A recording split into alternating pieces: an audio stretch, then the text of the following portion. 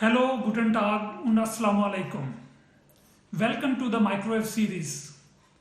In this microwave series, I will speak about the commercial use of microwave technology. In this video, I will speak about the general terminologies that will help us to understand the next coming videos.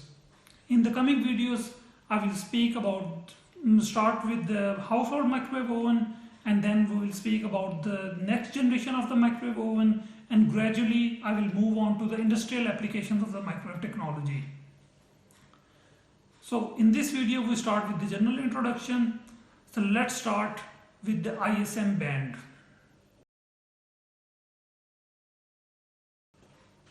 Any commercial appliance which operates with electromagnetic waves is subject to certain regulations, and the regulations in such scenario starts with the ISM band. ISM stands for Industrial, Scientific and Medical Applications, which definitely also covers your household appliances as well. ISM band is a set of number of frequencies. Probably there are more than 10 frequencies. But in this series, we will only focus on 3 frequencies. The one is 915 megahertz. The second one is 2.45 gigahertz. The third one is 5.8 gigahertz. So these are the 3 frequencies which I am going to talk about in this whole series. However, initially we will only focus on 2.45 gigahertz because that is the frequency which our household microwaves use.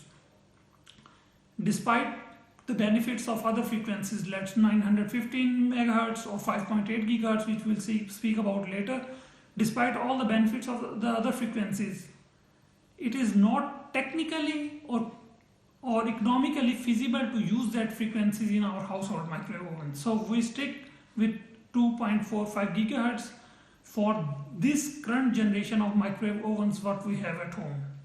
And what does it mean? 2.45 gigahertz frequency means a wavelength of about 122 millimeter. 122 millimeter, you can think like it's almost approximately the length of the ballpoint which you use. It's roughly 125 or 130 millimeter. So the point to understand the frequency 2.45 gigahertz is one of the most important frequency, and the wavelength of that is 122 millimeter. Permittivity. Every matter in this universe has a certain value of permittivity. This value describes how quickly your food will be heated up. Since in this series I don't want to use any mathematical equations, I try to define this terminology in words. Permittivity means what is the ability of your material or your food to hold up the energy.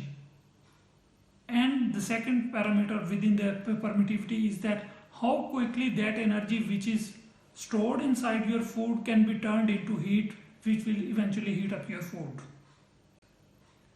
In best scenario, the permittivity of your food must be high and the permittivity of the container you are using must be low.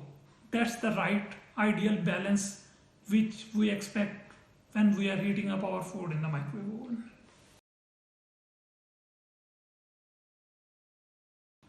How does microwave heat up the food or any other material which you want to heat up with the microwaves?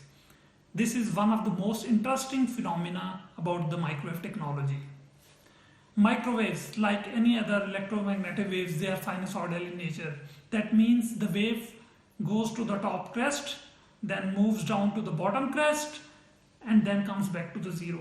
So this phenomena of sine wave going up and down, it happens 2.5 billion times within a second. Yes, you heard right, billions, which has 9 zeros in it. So once this going up and down of the sine wave is happening for 2.5 billion times, at the same time, the water molecules, they also want to align themselves with this going up and down phenomena. So it means they also try to move up and down for 2.5 billion times or more or less in this range. So due to this movement, this jumping up and down, they cause a lot of friction, and this is the friction which produces heats and your food gets hot. I hope you found this information useful and stay tuned for the next video.